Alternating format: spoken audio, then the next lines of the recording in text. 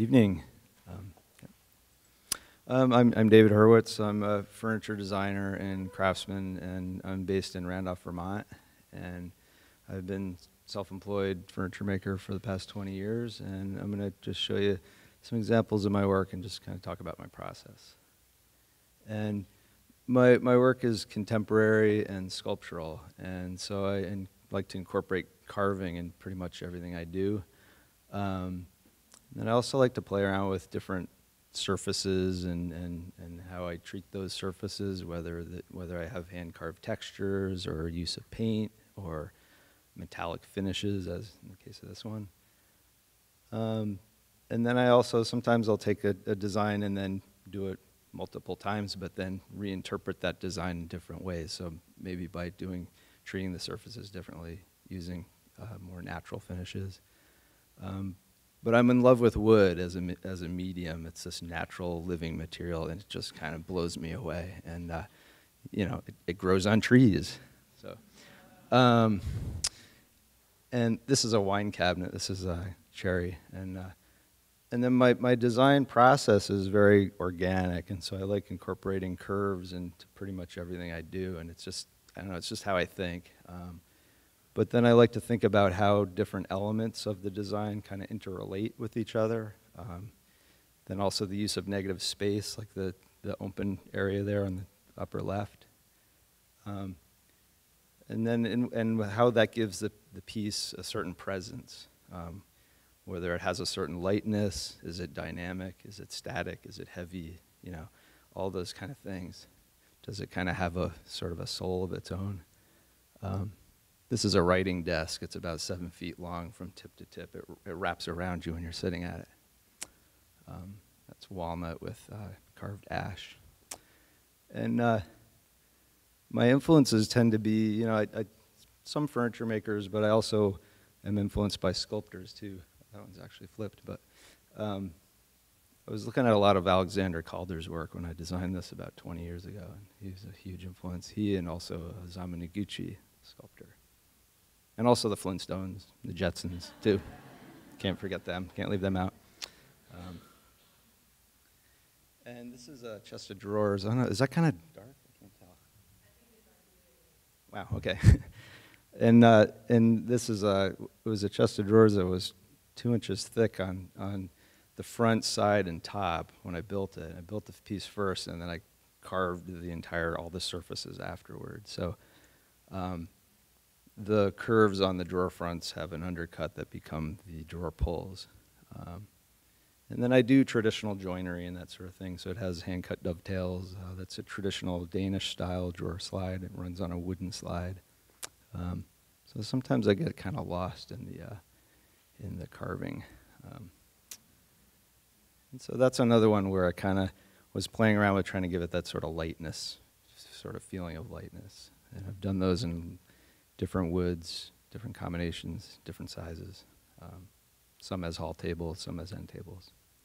That's all Vermont maple. That's sugar maple and bird's eye maple.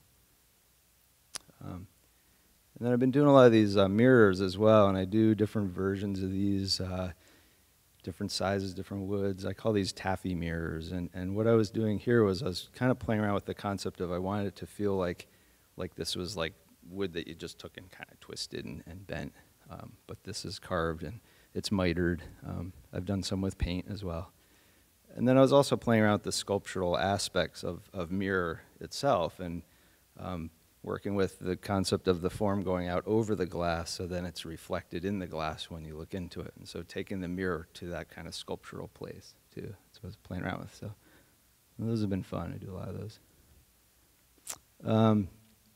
It's a dining table. It's Vermont maple, sugar maple, and carved and painted poplar base. Those are actually 3 separate forms. They have space in between them, and that's a hand-carved surface texture, and I build up layers of paint. So that's white paint with black paint over it, and then I sand through the paint to kind of reveal the white underneath. And that'll work with any 2 contrasting colors. And then I also like to collaborate with other artists, and this is a collaboration I've been doing with a Vermont sculptor named Carrie O'Furlani. She's down in Pulteney, and she's a stone carver, and that's hand-carved Vermont slate.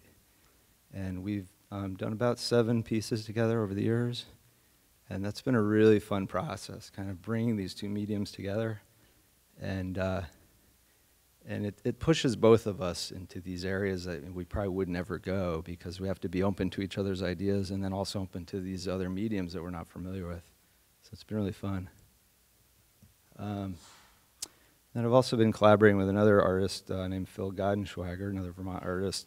He's from my town, and he did the stained glass. This is a floor lamp about 7 feet tall. It's carved cherry. And then we worked with another company in our town that does custom LED lighting, and so one of their engineers actually helped us. He designed that lighting system for us. That whole thing runs on 4 watts of power.